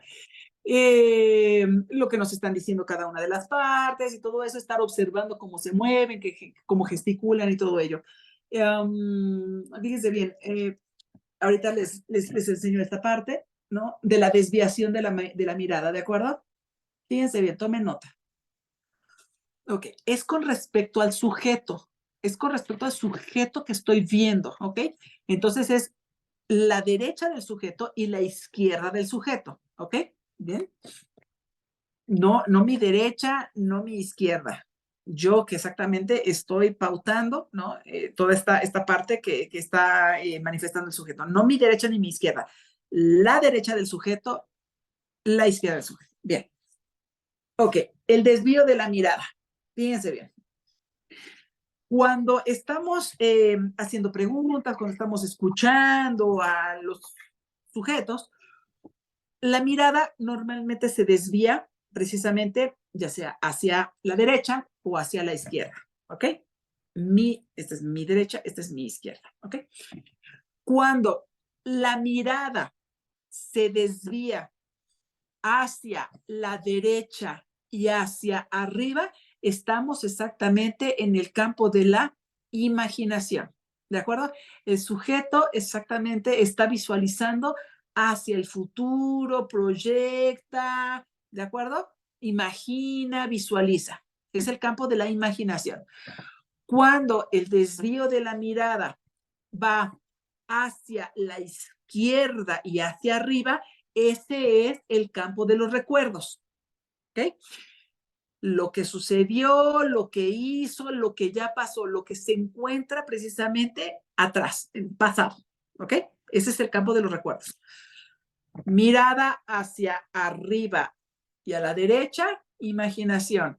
Mirada hacia arriba y la izquierda es el recuerdo. Mirada hacia abajo y a la izquierda, exactamente es ahí cuando el sujeto está tocando esas fibras que le están generando mucho dolor. ¿Ok? Cuando la mirada se desvía hacia abajo y hacia la derecha, ese es el campo de la elaboración. ¿Esto qué quiere decir? El sujeto nos puede mentir porque está elaborando. ¿Sí quedó claro? Entonces, cuando hacemos una pregunta, cuando estamos escuchando a las partes, cuando estamos exactamente observando, ¿no? Lo que dicen, cómo lo dicen, exactamente, qué están diciendo y hacia dónde están volteando a ver. Insisto, desvío de la mirada hacia arriba y a la derecha, futuro, imaginación. Desvío de la mirada hacia arriba a la izquierda es el recuerdo en el pasado. Hacia abajo y a la izquierda, exactamente el pasado, algo que está doliendo mucho. De forma interna duele, lastima. Hacia abajo y la derecha es el campo de la elaboración y ahí se encuentra la mentira. ¿Ok? Y que se los voy a mostrar. ¿Ok? Bien. ¿Pero qué pasa entonces si el sujeto, oiga, doctora, pero es que hay veces que, pues, desvía la mirada, ¿no? De forma horizontal, a la derecha, a la izquierda, ¿qué es lo que fue? ¿No? De forma natural en todo momento, en toda conversación y todo eso, siempre hay desvío de mirada hacia la derecha, hacia la izquierda, hacia arriba y hacia abajo, precisamente porque hay ciertos procesos de recuerdo, de imaginación, ya dolió, generó el sentimiento, o definitivamente se va a generar la mentira, ¿ok? Cuando el desvío de la mirada se da de forma horizontal, ojo, ahí hubo una distracción por algún estímulo auditivo, ¿de acuerdo? ¿Sí quedó claro? Cuando la mirada se desvía de forma horizontal, ya sea derecha o izquierda, es que hubo una distracción por algún estímulo que generó unidades de percepción de tipo auditivo.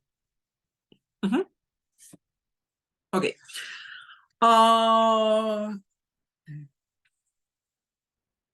En algún momento me hablaron del búnker, precisamente porque les comparto, ¿no?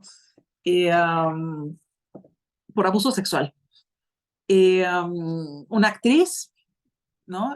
Un famoso productor, y pues resulta que finalmente, que ella abusó sexualmente de mí y todo eso. Pero no había elementos suficientes y todo, entonces me hablan del búnker para poder saber exactamente o para poder ponderar y calibrar, ¿no? El testimonio y lo que estaba sucediendo y todo ello. Ok, listo. Anótenlo. persona que tiene un llanto sostenido por más de 8 minutos, miente. Un llanto sostenido por más de 8 minutos es mentira. Ay, ¿cómo, doctora? Si me la pasé llorando toda la mañana. O de pronto, ¿no? O sea, no he dejado de llorar en 2 días. Llanto sostenido por más de 8 minutos es mentira. ¿Por qué? Cuando estamos llorando de forma genuina, de forma natural, estamos llorando. ¡Ah! ¡Ah! ¿Quién está? ¡Ah! Por más de 8 minutos es mentira. ¿Listo? ¿Qué fue lo que sucedió? Esta famosa actriz, a los, ¿qué fue? Como 11 años, había interpretado, ¿no? El papel, ¿no? De una persona que había pasado, ¿no? Por una situación de abuso sexual. Se sabía el guión a la perfección. Supo qué decir, en qué momento, con todos los elementos, y amoldaba en la figura típica. ¿Qué fue lo que la delató? Más de 8 minutos. ¡Ah! Mentira, mentira. ¿Listo? Es interesante exactamente, o sea, todo lo que podemos tener, ¿no? Del comportamiento y de todo esto que las personas, vuelvo a insistir, en este 80-20, 80 de lo que es el cuerpo está diciendo, ¿no? Más allá de lo que las palabras pueden decir, ¿ok? Ok, esta también es interesante. Cuando las personas lloran, ¿no? Si la primera lágrima cae del ojo derecho, entonces es un llanto por alegría, puede ser un llanto por alegría. Pero si la primera lágrima que cae es del ojo izquierdo, entonces es precisamente un llanto por dolor. ¿Ok?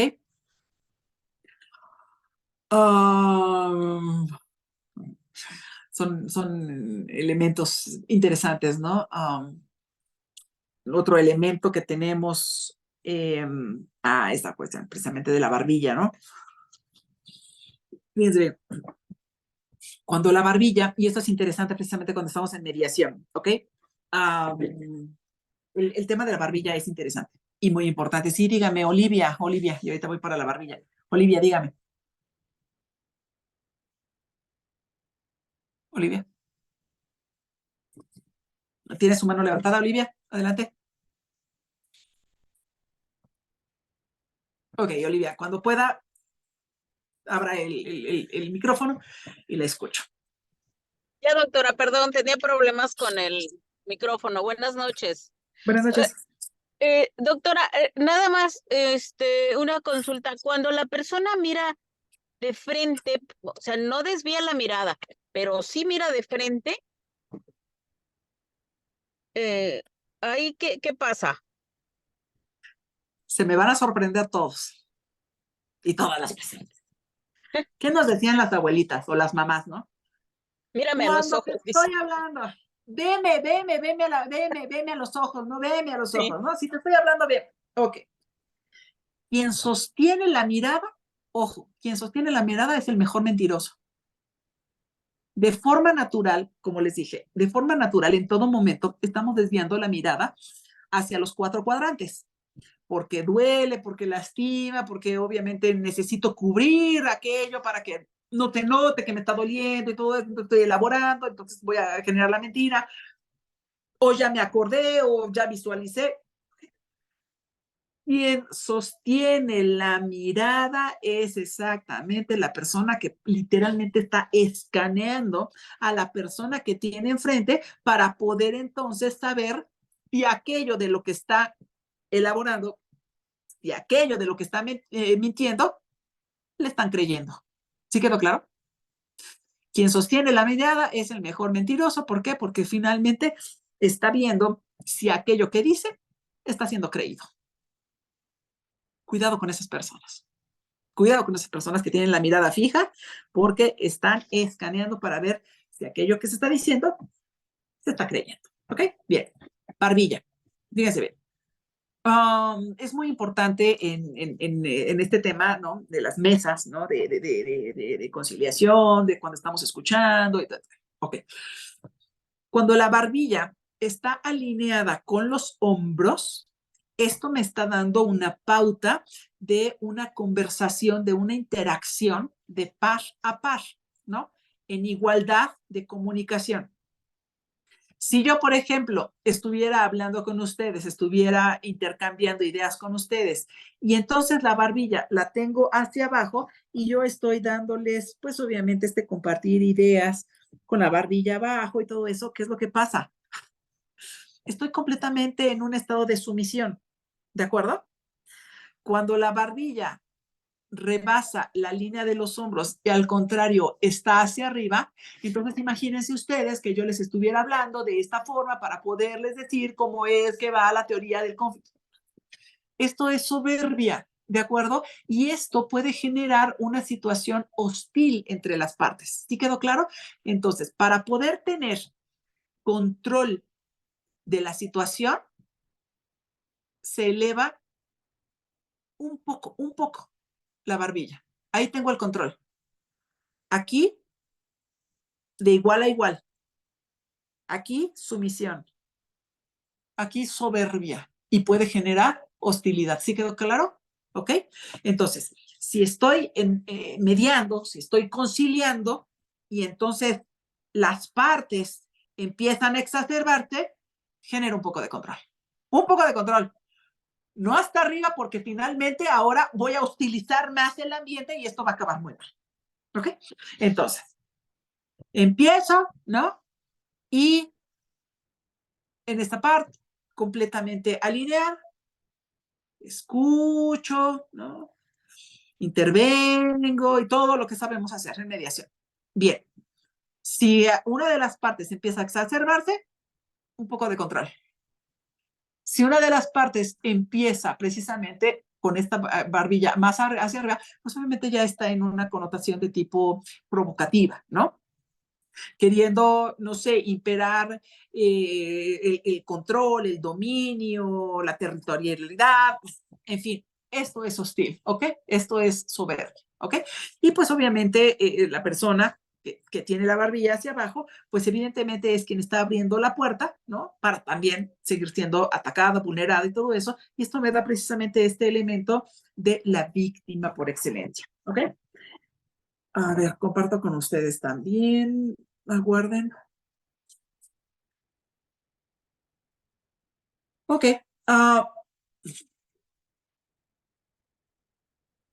Fíjense bien. Estas son las líneas de las cuales les estaba compartiendo, ¿no? Y aquí está marcada la de la ira, ¿recuerdan exactamente esta que les decía? Okay. Aquí está este pliegue entre las cejas, arriba de la nariz, esta es la línea de la ira. Ok.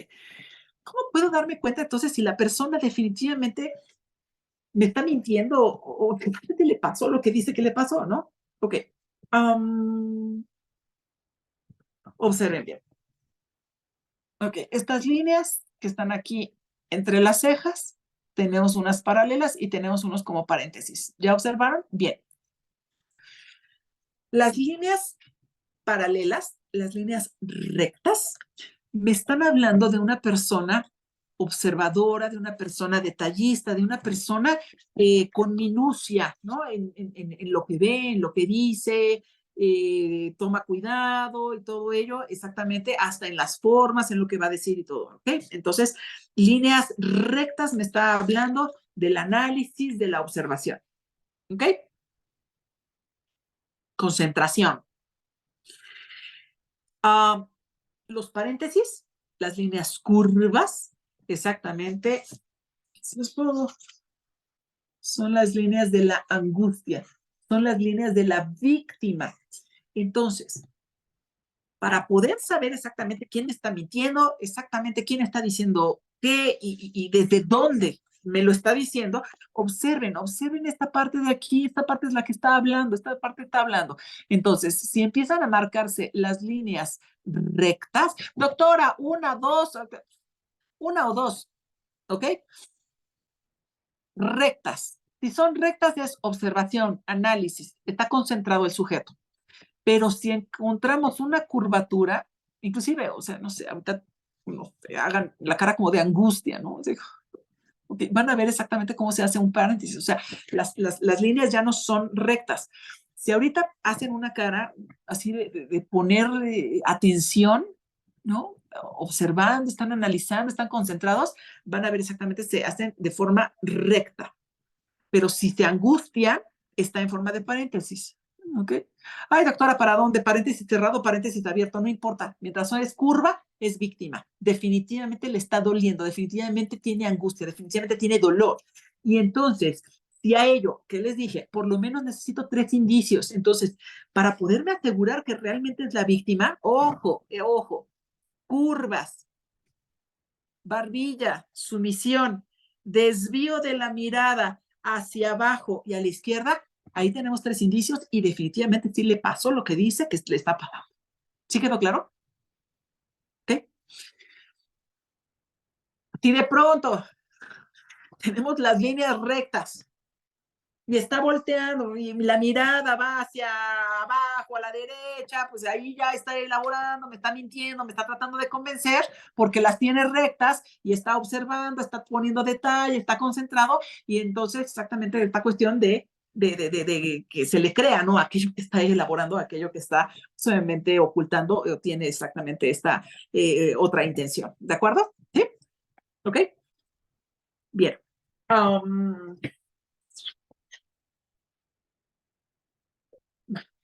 Como regalo. Fíjense bien, estas de acá. Ok, aquí están las cejas y hay unas curvas que van arriba de la ceja con la misma forma de la ceja. Ok, estas son las líneas, ¿no? Del escepticismo. ¿Esto qué quiere decir? La persona definitivamente no está creyendo, necesita más pruebas, necesita más elementos, es de una persona incrédula y son las líneas de la desconfianza. Es una persona que necesita más elementos como para poder creer lo que está sucediendo, lo que se le está diciendo o precisamente el planteamiento al cual estamos llegando, ¿no? En esta mediación. ¿Sí quedó claro? Preguntas, dudas, intervenciones, bienvenidas. Perdón, maestra, a mí me surgió una pregunta en relación a en el, en el- en cuanto a la cuestión del círculo donde hay violencia que empieza con la agresión, luego pasa a las acciones y ella dice, no me pegues, pero si le preguntara, por ejemplo, ¿por qué me pegas? ¿Qué pasaría? O sea, en un cambio, déjame de pegar, esa sería la buena, que ella le dijera, pero si le dice, ¿por qué me pegas? Y ella empieza ahí, ¿qué podría ocurrir? Ok, desbordarlo. En un por qué, ajá.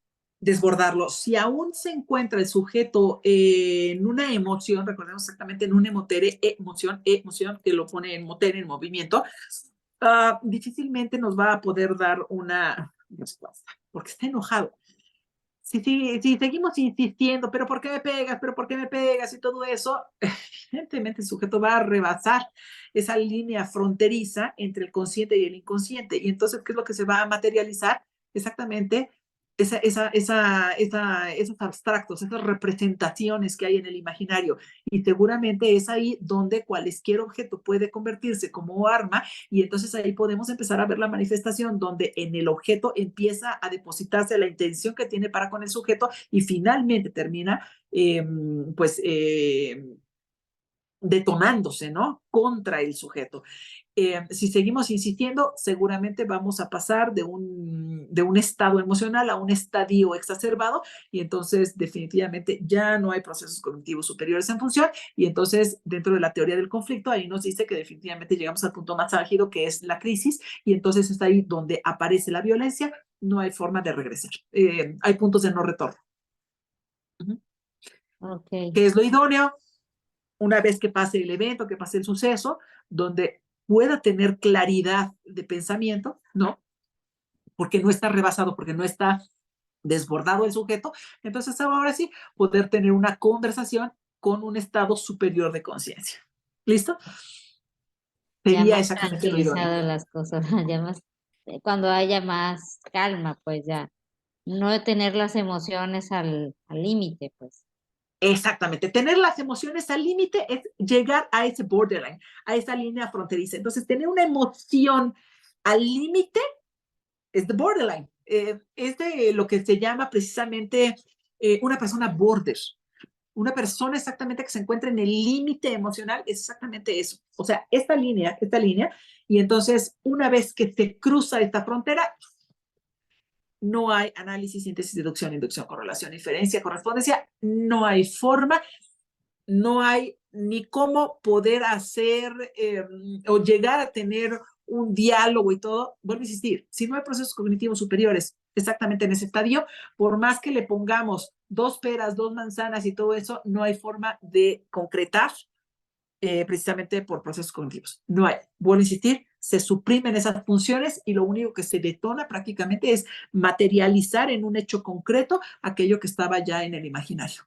Es altamente peligroso.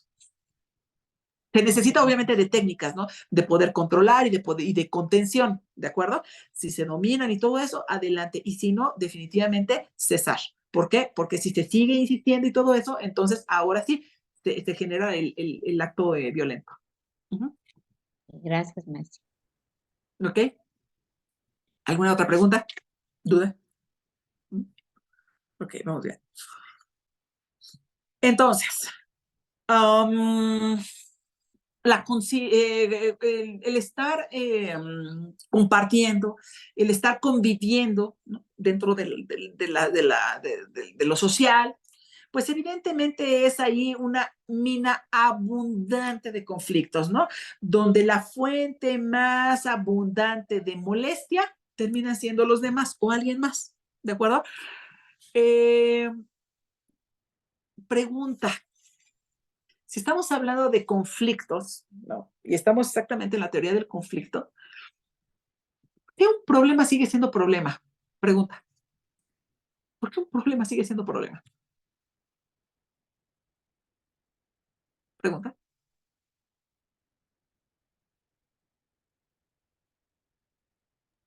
Porque se suscita el problema, lo que detonó, y luego en el proceso de que se resuelve en el sentido o no que se intenta, pues ahí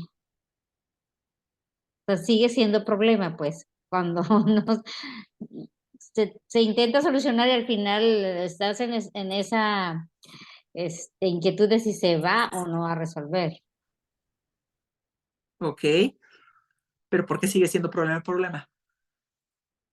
Interesantísimo. Esto es prácticamente, creo que columna vertebral en toda esta parte de la teoría del conflicto. ¿Por qué un problema sigue siendo problema? Sí, José Alfredo. Por estar repitiendo algún patrón de conductas o comportamientos, ¿tendría algo que ver? Ok. ¿Alguien más? ¿Por qué un problema sigue siendo problema?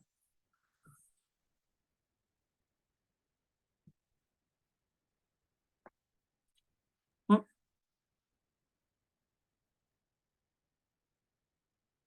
Ok. Fíjense. Si estamos hablando con lo que iniciamos, ¿no? En la clase de hoy. ¿Qué es un conflicto? Y si un conflicto es aquello de lo que se espera una solución, entonces, ¿cómo llegar a una solución? Simple. Ante cualquier problema, ok, necesitamos despejar las variables. ¿De acuerdo? Necesitamos identificar variable dependiente y variable independiente. ¿Ok? Bien. Un problema sigue siendo problema porque no identificamos las variables. El problema sigue siendo problema porque no sabemos identificar finalmente cuál es la causa y cuál es el efecto. De eso se trata. El yo despejar de todo el conflicto mis dos variables, cuál es la causa y cuál es el efecto, todo lo demás son factores. ¿Sí queda claro? Si encuentro otra causa, si llegare a encontrar otro efecto, estoy hablando entonces de otro problema. A cada problema le corresponde una causa y un efecto. Variable dependiente y variable independiente. ¿Ok? La variable independiente es la que se da por sí misma y no necesita de otra para manifestarse. la variable dependiente necesita de la otra para poderse colmar. ¿Ok? Esto es el efecto. La causa es el origen per se, por sí mismo, independiente. Esa es la causa. El efecto es lo que va a depender de lo primero para poder entonces concretarse, para poderse materializar, para poderse dar. Entonces, ante cualquier situación de conflicto, necesito identificar sí o sí mis variables, ¿ok? Entonces, tengo la situación y voy a ver cuál es la causa y cuál es el efecto. Lo demás son factores. No puedo tener 3 variables, no puedo tener otras 3 variables, dependientes o independientes, no hay forma. Y si llegare yo a identificarlas, entonces estoy viendo que existe otro problema. A cada problema le corresponde una solución en la menor cantidad de movimientos posibles. Entonces, ¿por qué un problema sigue siendo problema? Porque no se identifican las variables. No confundir los factores con variables. ¿De acuerdo? Tengo una causa y tengo un efecto. Lo demás son factores. Factores.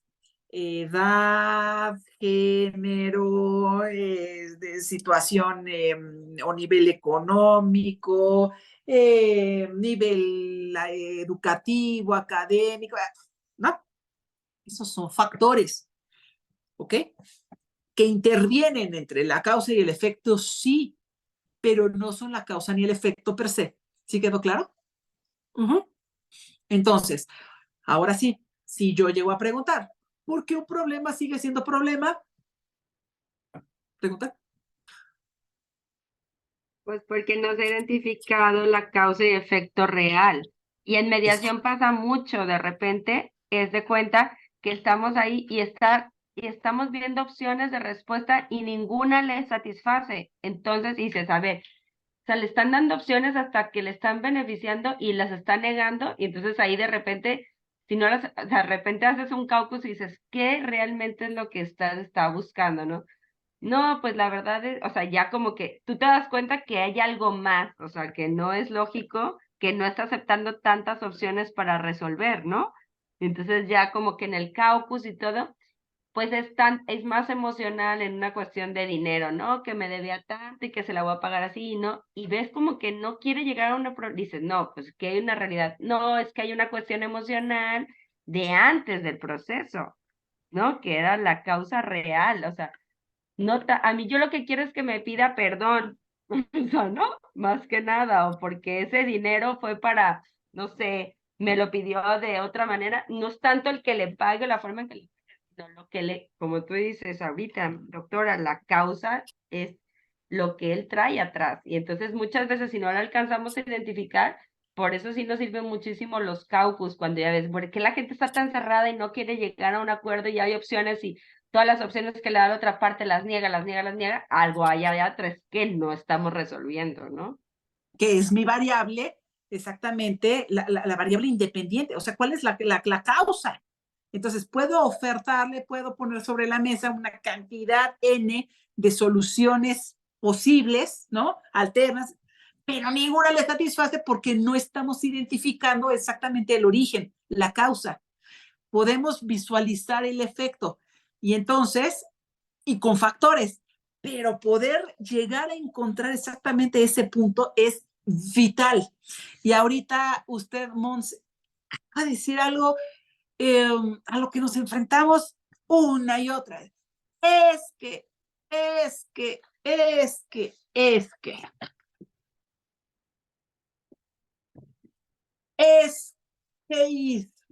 Esqueísmo. A la letra dice. Es que, fíjense bien, es que es el arte de no tomar responsabilidades. El esqueísmo es exactamente el símil de no tomar la responsabilidad. Y quien me empiece, el es que es la introducción a la mentira, lo subrayan. El es que es la introducción a la mentira. ¿Ok? no se toma responsabilidad y entonces empiezan a utilizarse excusas para justificar comportamientos indebidos, omisiones flagrantes, y el uso de esta locución del es que es para excusarse, inclusive llegándose a mecanizar la expresión. Y prácticamente cuando hablamos del esqueísmo es de la llave exculpatoria al reconocimiento, ya sea consciente o inconsciente, de un error, de una equivocación, de un olvido, de un despiste, de un fallo o de una mentira. Después del es que, ahí dejen de escuchar. Después del es que viene la mentira. Después del es que viene una invención.